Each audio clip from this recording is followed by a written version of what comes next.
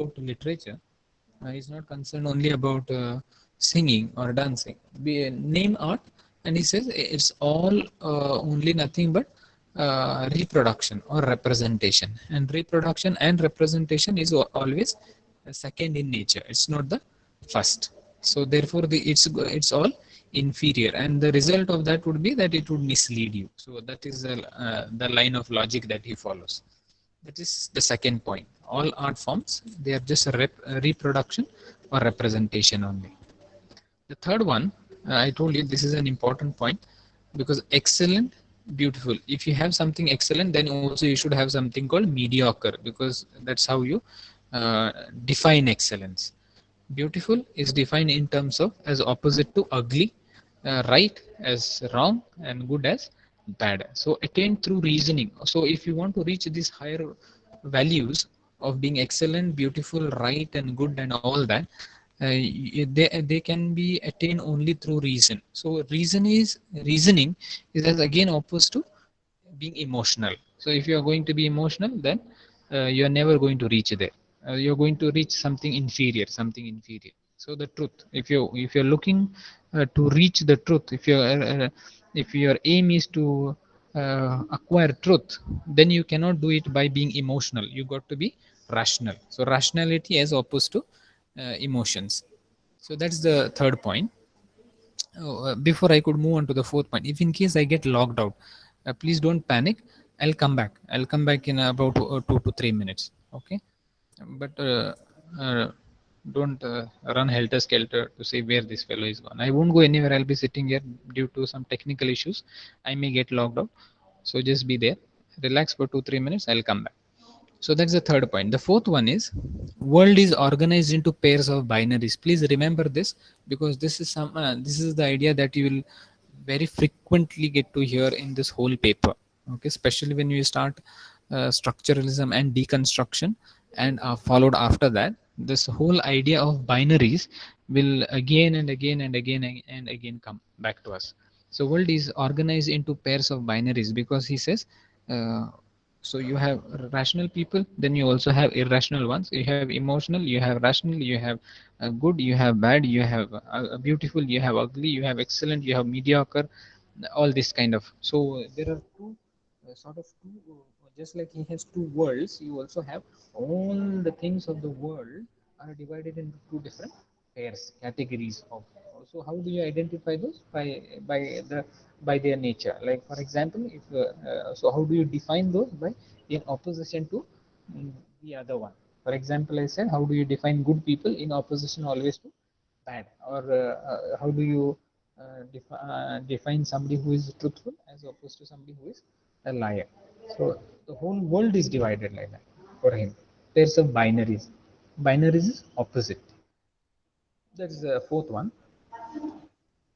The fifth point is, he says, if you remember that, Sir, yes, yes, Kaushik. could you keep your Okay, microphone? okay. Now, am I audible? Yes, sir. Okay. The fifth point he says is, this comes from where he says people should not be writing. Okay, where he discourages people to sort of expose themselves to the envy of people. So he says literature is very important.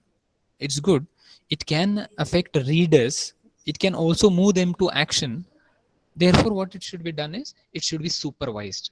So it's simple as you don't allow an artist to do what he wants to do, but make him do what you want him to do.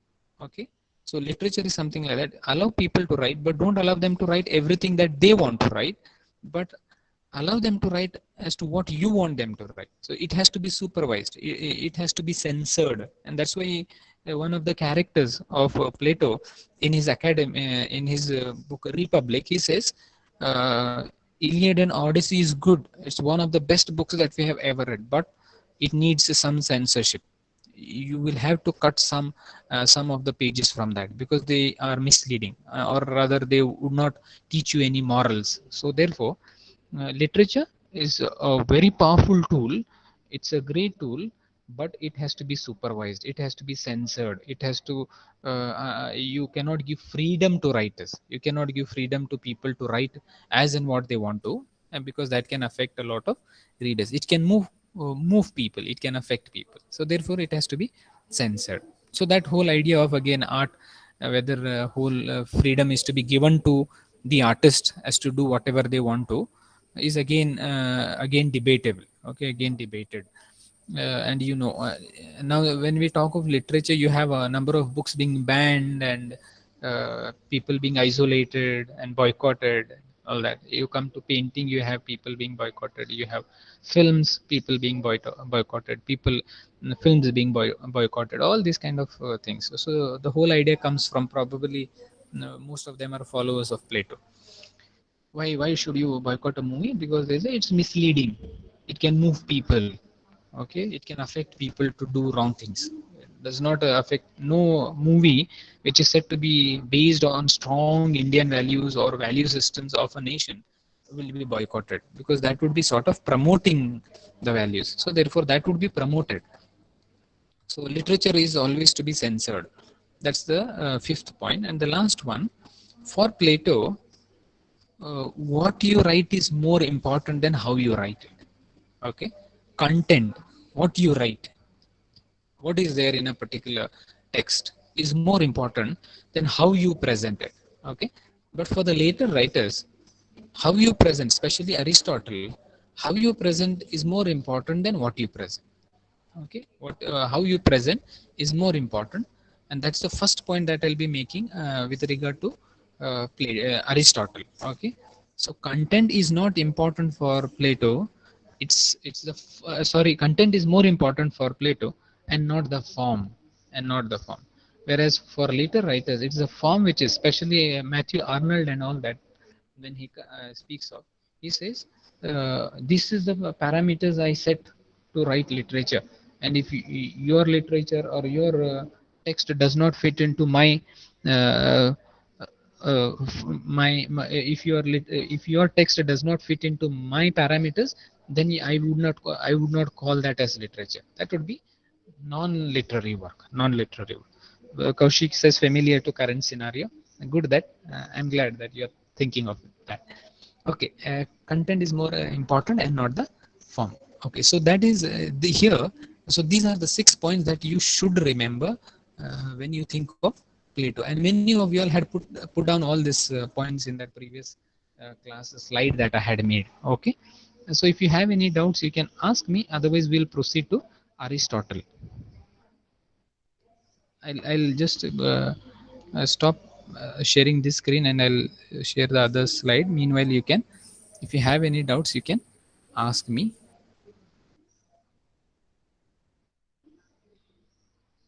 Nobody has any questions. Okay, then we will move on to the next person.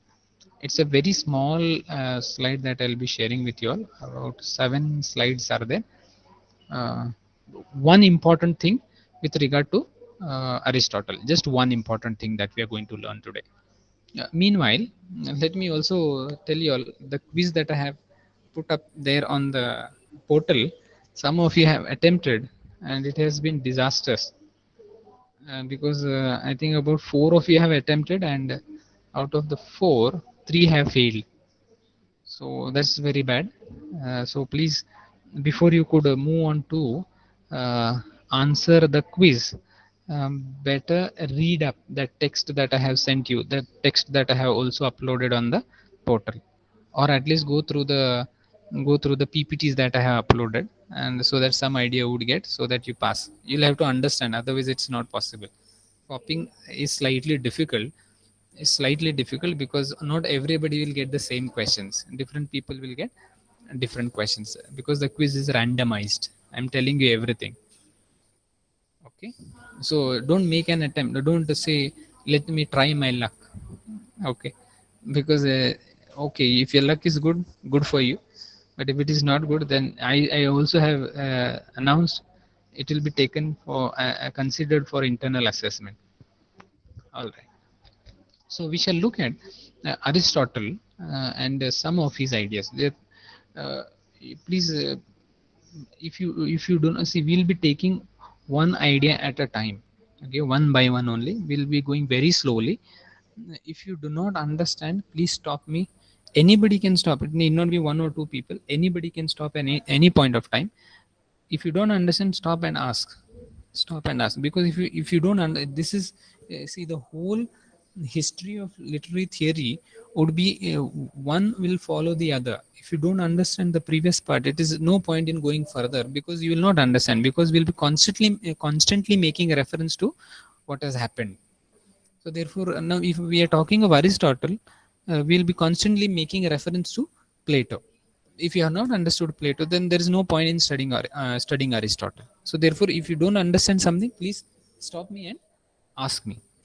Today we are going to just study one idea about Plato. No, sorry, Aristotle. So this is a very common kind of a slide, not very important. When he was born, and Greek philosopher and scientist, I would still consider him just like Plato, who sort of ventured into all sorts of writing. He being a philosopher, prominently a philosopher, but has written almost on every subject. Okay, he was also a student of Plato, also student of Plato, and has written on every subject that is possible. So, importantly, he founded his own school, the Lyceum in Athens. So, just like Plato had founded a school called Academy, Aristotle has founded a school, had founded a school called Lyceum, and Plato found the school to sort of create philosopher kings or philosopher rulers. Anyways, Aristotle did not have that idea of creating philosopher rulers or philosopher kings. His basic idea was to educate people, just like we have educational institutions today. His works you could remember, and among those works, Nicomachean Ethics, Politics, Metaphysics, and what we will be basically looking at is Poetics. Okay, and prior analytics. And poetics is said to it's important for us and for our study, which basically would deal with how tragedy is written. Okay, the whole poetics should be talking about how a tragedy is written. And now it is said the poetics is only one part or half part of the whole book. The second part of the book was accidentally burned, and which people did not get. So the second part actually discussed the techniques of writing comedy. Okay, so we don't have Aristotle's thoughts on comedy or writing comedy, but we have an enormous amount of material with regard to his thoughts on tragedy, how it is to be written and what is to be written. Everything is there, but not nothing to do with comedy. And in that fire, in which half part of the poetics was said to be burned, it is also said that half of his works were burned in that. Okay, half of his works were burned in that, and which people never got them back. So that's just something scholars debate and discuss. Okay, so this is just that. Now this is how it is. Poetry. Now, what should be the subject of enquiry of poetry? What should literature inquire into? So it should the subject of enquiry of poetry should be how plots should be constructed. Plots is the story, how a story has to be built. So that should be the subject of enquiry of poetry. Now, I uh, poetry, I have put second point as poetry is different. Now, I think I have already made this point clear while I was teaching you all Plato. Here, poetry still does not mean necessarily uh, only poems. Okay, and as we go about studying Aristotle, we'll come to know that poetry purely, when he talks of poetry, it purely means plays. Okay, he purely means plays only, because plots are very closely associated with plays and nothing to do with poems as such, because you don't have a plot as such in poems. And the plot that he talks of, or the kind of construction of plot that he talks of, that would not be applicable to poetry, but it would be applicable to only to plays. So therefore, poetry is different, is construed differently, or taken to be different. So what should be the you can replace the word poetry with literature as such, because literature is different, poetry is different. Here it means literature only. So he says, what should be the subject of inquiry of literature? It should be how to build a particular plot. And why does he give so much importance to plot? We will see as we go along. This is one idea that we are going to study in today's class. The third point that is there: all representations differ in three ways. Representations, I mean, you can replace the word representations with arts. Okay, all art forms differ in three ways. That's simple to understand. All art forms differ in three different ways. What are those? The first one is media, second one is the object, and the third one is the manner. So if we can understand what is media, what is object, and what is manner, we are done for today. So every art will differ in these three things. Okay. So painting is different from writing, and writing is different from singing. Singing is very different from dancing. So that's how. So what media do they use? What objects do they use? And what's the manner that is followed? That we will be looking at. So the first one. Sorry, that manners is come on the heading. That's not the one.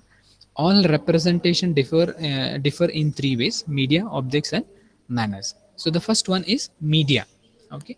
Now, what exactly does he mean when he says that all art forms differ in media, or it could also be medium. So every art form or every different art form would use a different medium.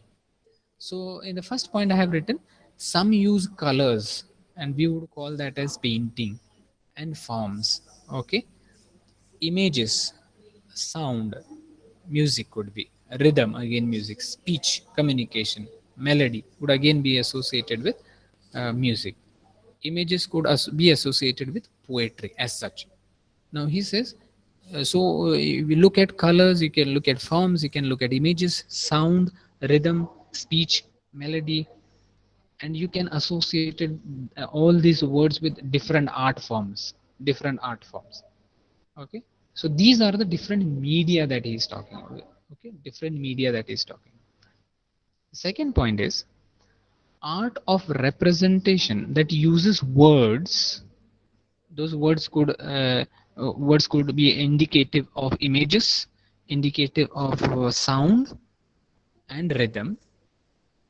Art of representation that uses words, we give it a name poet, and that's indiscriminate. So that particular artist, so he that particular artist who uses words as his medium, as his medium, we give that particular artist a name, and we call him a poet. That's the first point. Second one is it is indiscriminately used. Indiscriminately used. Whoever, indiscriminately with regard to what? Indiscriminately with regard to the subject of his inquiry. So if you have a person actually studying science, I have given an example, science book. If somebody is writing a science book, but with verse, you still call him a poet. There is a condition. If somebody writes a science book and with a verse, then still you call him a poet. Hope that point is very clear. Any art of representation that uses words, we give him a name poet, and that is indiscriminately used with regard to the subject of his inquiry, as long as you have the work being produced in verse form. If it is in verse form, then you still continue to call him a poet. Hope that is clear. Any one of you could tell me if it is clear, then I will move on to the next. That's the media. Hope Yes, sir. everybody. Other than Kaushik, can I hear somebody? Yes, sir. Yes, sir. Who is that? Samuel. Anybody else apart from Kaushik who can tell me if it is clear? Then I can move on to the next slide. It's clear, sir. Okay, Ashwati. So same people answering. Let me just see if somebody else is uh, Clear, sir. there. Wait, who's that? Cleophas. Cleopas. Cleophas. Okay, Cleophas. Let me just check. Malavika is there? Malavika? If she's not, uh, if she's around, she could respond and tell me if Yes, she's sir. understood. Malavika Yes, also is understood. Very good. yes. Okay, good. Then we will go on to the next slide. So that's the media. Okay. So you can replace a lot of words and create your own people there. For example, you can have art of representation that uses colors. We give him a name, painter. Art of representation that uses wood. Probably we give him a name, carpenter. So you can go on replacing words and go on changing the artist there. It's as simple as that. So if you in the background you should know that, but every artist is using a different media there. Okay, a different medium there. Every artist is using a different medium. All right, we'll go to the next one. So the second one is objects. Now what should literature be representing? Should it be representing people? Should it not be representing people? Should it be representing nature, like romantics believed? Romantics felt no, it shouldn't be. Literature should not be. That would be. I would be taking a little ahead. Romantics said, "What copying people? No copying people. You should copy nature because that is sublime. That's the end of everything." So therefore, represent nature. What does Aristotle believe in? He says, now what should literature represent?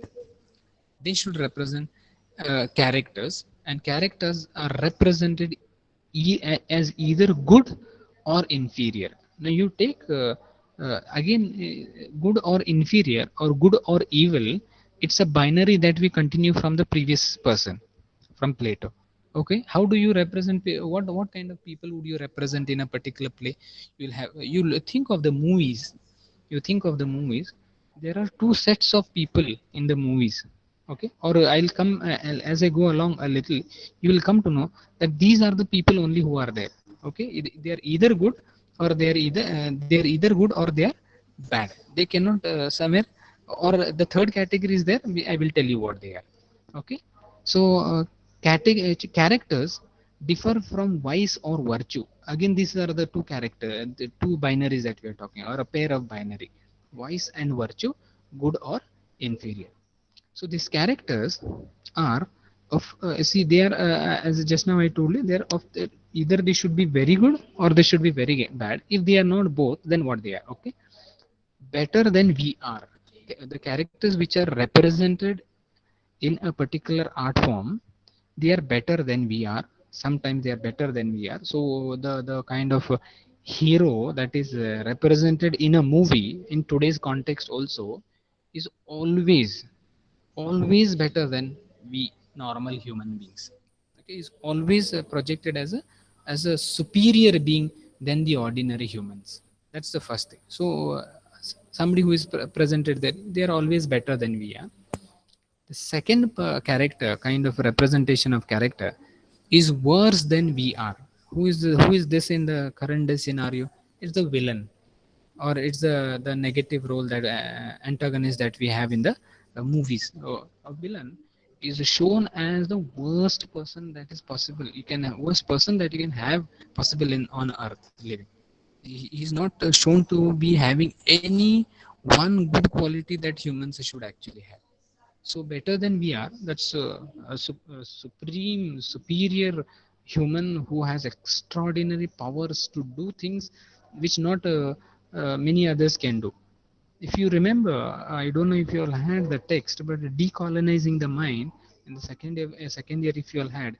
Thiago talks of in stories. He talks of characters, and there are two kinds of characters that he talks of, and exactly he's talking of this one, negative character, and the other one is positive character. And what are the characteristics of positive character?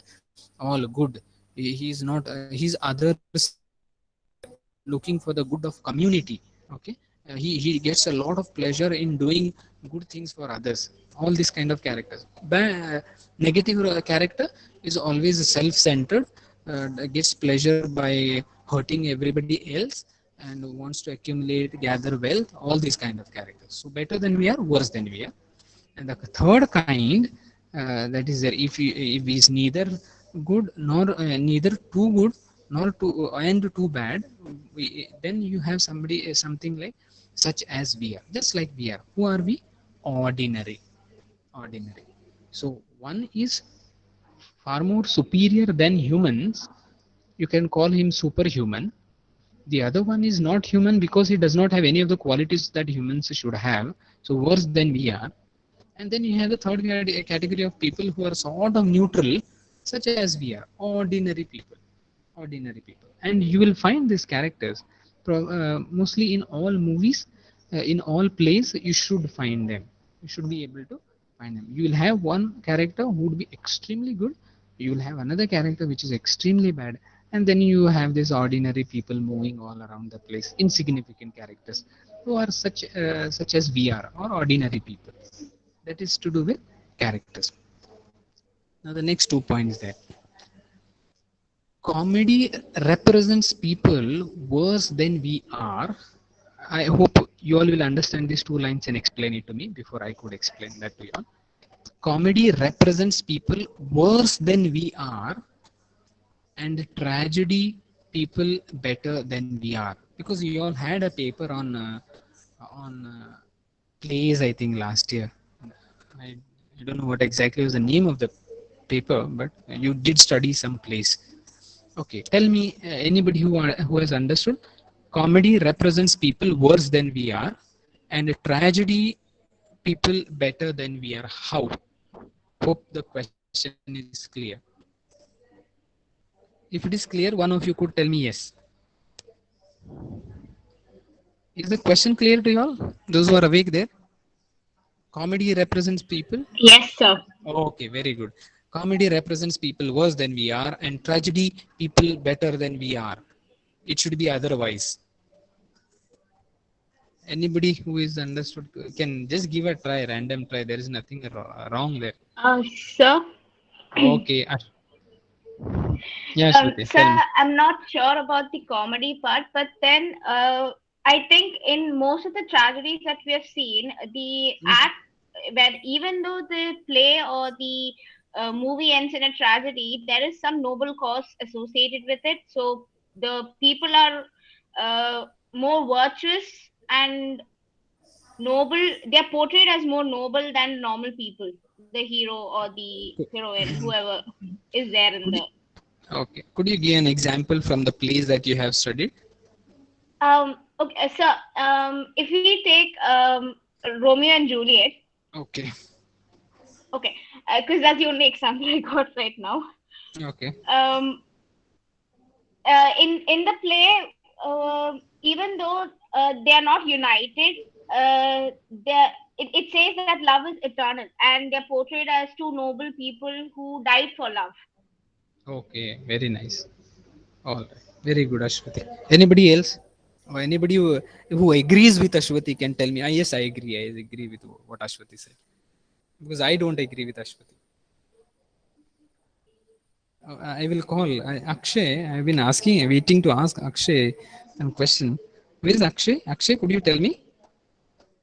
Akshay is not there. I saw him. Ah, he's there. He's there. Akshay. If Akshay is not answering, I'll remove you. I'm all ready to remove. Akshay is not there, so he'll be removed. Okay. Uh, Rima is there? Is Rima there? No. Then I'll have to. Rima also. Rima Krasa, sir, I can't unmute. Oh my goodness. Huh? Suddenly people, Gopika. Suddenly people say they can't unmute. Otherwise they unmute and talk a lot. Gopika. Gopika. Gopika is also. Yes. Tell me, Gopika. What do you understand from these two statements? Comedy represents people better than we are. Uh, Comedy represents people worse than we are, and tragedy represents people better than we are. quickly. Somebody else. If Gopika is not responding, she says, anybody else? Hey, go on, man, talking. Somebody.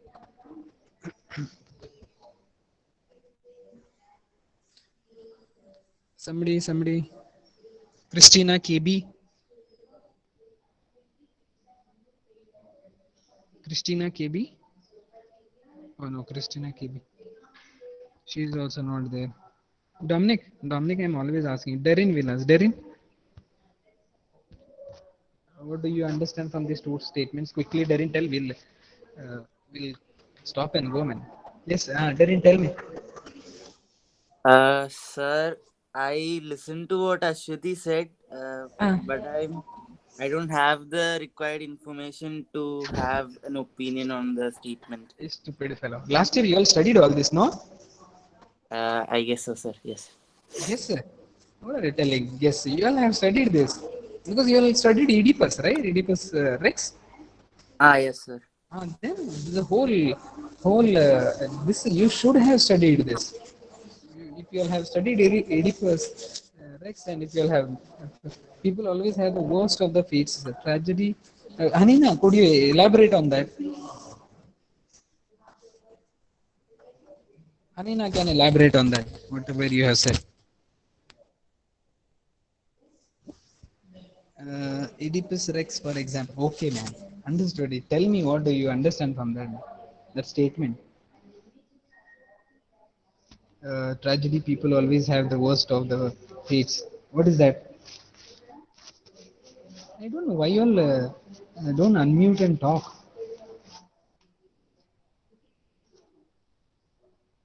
Okay, no. Okay, none of you all are. Gopika says I don't know a proper answer. Gopika, neither do I know the proper answer. There is nothing to tell that you don't know the proper answer. Okay. Uh, all right. Let me explain these two things.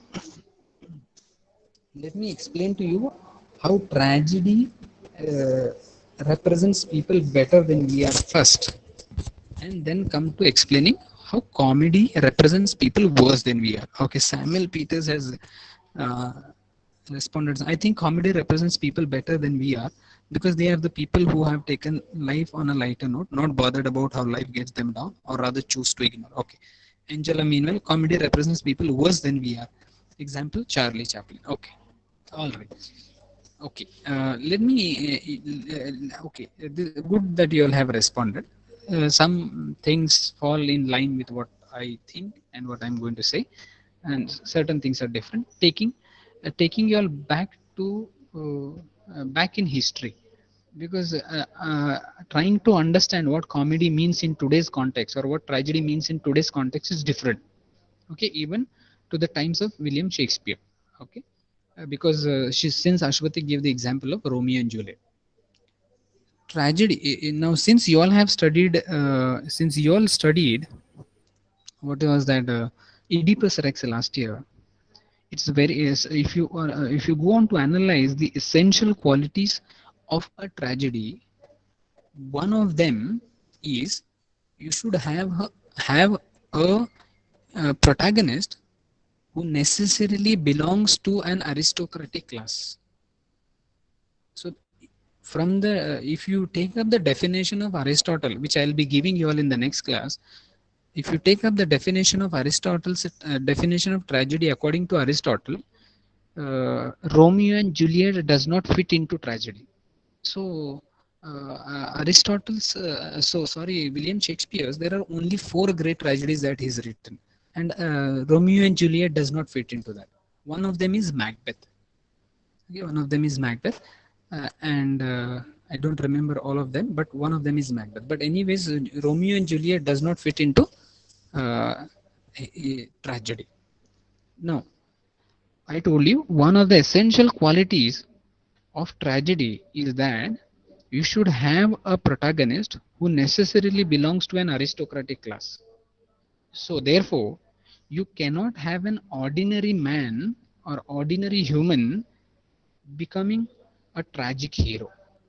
Okay, becoming a tragic hero. If you remember, what is this play? Macbeth, if you remember, is one. There is another one of his plays where Desdemona, Othello. Othello. See, Othello belongs to aristocratic class. He's a general in the army. Macbeth is the king. Is the king. Oedipus is again a king. So all these people belong to an aristocratic class. They necessarily should belong to according to Aristotle. If they belong to an ordinary class, ordinary human class, they cannot be the protagonist of a tragedy. Therefore, in the Greek, during those times, in Greek society, you would have tragic heroes only who would belong to that aristocratic class. More importantly, they all would have what do you call that? It is called hamartia. Hamartia, or it is also called a small sort of uh, a fault within them, a fault within them, which would lead to their downfall. Okay, so Othello had this fault of sort of suspecting his wife of having a relationship with Iago. Macbeth had this fault of trying to acquire a lot of power, and in Oedipus Rex, it was the whole idea of ignorance, or that father not listening to the whole idea of sort of ignorance. All these things. So it necessarily should have one person, this protagonist, to belong to a aristocratic class. That is why tragedy would represent people better than we are, ordinary humans. So who would be featuring in a tragedy? Only the people who belong to aristocratic class. All those ordinary people would not make any difference. Okay, they wouldn't play a very significant role. So Sir, that is, excuse yes, me. Kaushik. Yeah, Kaushik. Sir, but in some questions, like we are made to relate some of our lessons that how can they be tragedy? There are some Which questions one? like that we have to answer. Exactly. Like Well, if the, last year we if have an English, general correct, English text. I will tell you that is the zoo story. Yeah, Zoo. zoo story also. No, no, not Then zoo there was story. one, It was Lithuania. Lithuania. Yes, it was a Lithuania where the question was asked to you. It cannot be traffic, right, sir? Let me tell you how Lithuania could be considered as a modern tragedy. That was a question, I think. If I'm not wrong, it's a modern tragedy. Now, there, I myself had tried to find answers for those questions, and I had did to a large extent, because you can have, you call this. I'm not getting that word, but see what happens is that man, the protagonist in Lithuania, again, however sarcastically he's represented as being somebody who was flashily dressed and who was short and who did not have that physical features of an aristocratic family, but he is somebody who is not like the others in the play. Okay, he is somebody who has a golden watch, and the others have not seen a golden watch or a gold watch.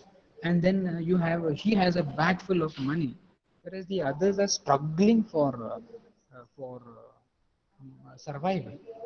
And this person has seen something called city, urban life, whereas the others are limited to their own spaces in the remotest of villages. So in that context, he becomes a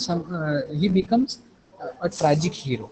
He becomes a tragic hero, and there is a fault with him. You see that there is a fault. That particular play suits very well, fits very well into the whole definition of a tragedy by Aristotle, because there is a fault with him. Because if see, he comes at night, he goes to sleep on top, and he comes down and he says, "Actually, I want to tell you all something."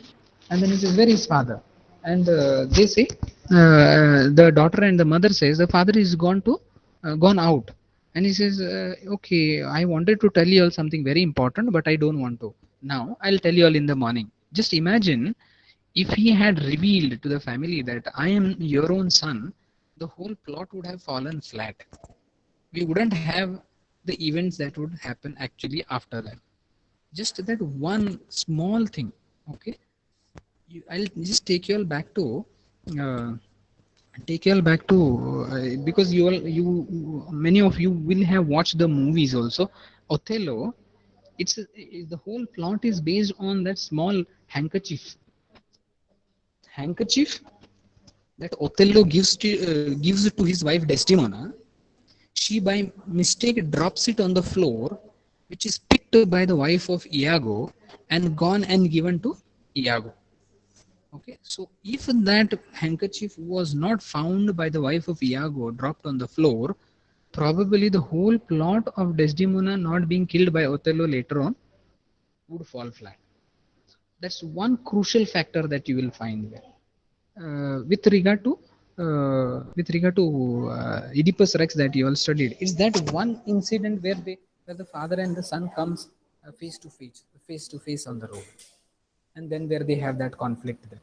If that particular scene had not taken place, you wouldn't have the whole of the play, or the whole plot would fall flat. So in that context, if somebody is asking you to analyze a particular play with regard to as the modern tragedy, you can look at that particular. He does not. I agree with you. He does not belong to a kingly princely class, but it does belong to a rich class. It does belong to a rich class because the stranger has become rich, economically rich. Okay, he has become economically rich. Hope I have answered that question to Cleophas. Okay. Uh, all right. Yes, sir. Okay. Uh, all right. So that is one tragedy. So that's why tragedy always represented people better than we are. Better than we are, meaning better than the ordinary humans. And why did they? Because they were the ones who were represented there in terms of somebody who belonged to a superior class. Let me use the word superior, not aristocratic, now, because that would mean always kingly class, but superior class. Superior class. Now, how does comedy represent people worse than we are? That is because you look at the comedians that you will have in different plays. Okay, clowns you would call them. Then you would have them. You would have clowns. Now, see, and after you have read the tragedy, you see, after having read any tragedy, you don't feel angry with the protagonist. You don't get angry with the protagonist, but you feel sympathy for him. You feel pity for him, and that's exactly what a tragedy should evoke from every human. It should evoke pity, and you also are scared, fear. That's the second thing. There are two things that a tragedy should evoke, that is fear and pity. So you feel sad for the protagonist. You feel sad for Othello because he's not able to see the truth, that his wife being faithful. You feel sad for Oedipus because he's not able to know the truth. You feel sad for Macbeth, okay, because he does not know the truth again. All this, you feel sad for them. You don't get angry. You don't get angry with Othello and say this bloody fellow killed his wife. No, you feel so sorry because you feel, oh my goodness, this fellow doesn't know the truth, and therefore he's doing a wrong act. So therefore they still continue to remain as those humans who are, in spite of doing a wrong action, they still continue to sort of have our sympathy and have our pity for them. That's how people in tragedy are represented. I'll stop here. It's time, and we'll continue in the next class. Thank you so much. All of you can please leave. Angela, comment. Okay. You all can please leave. Thank you, All sir. right. Yeah.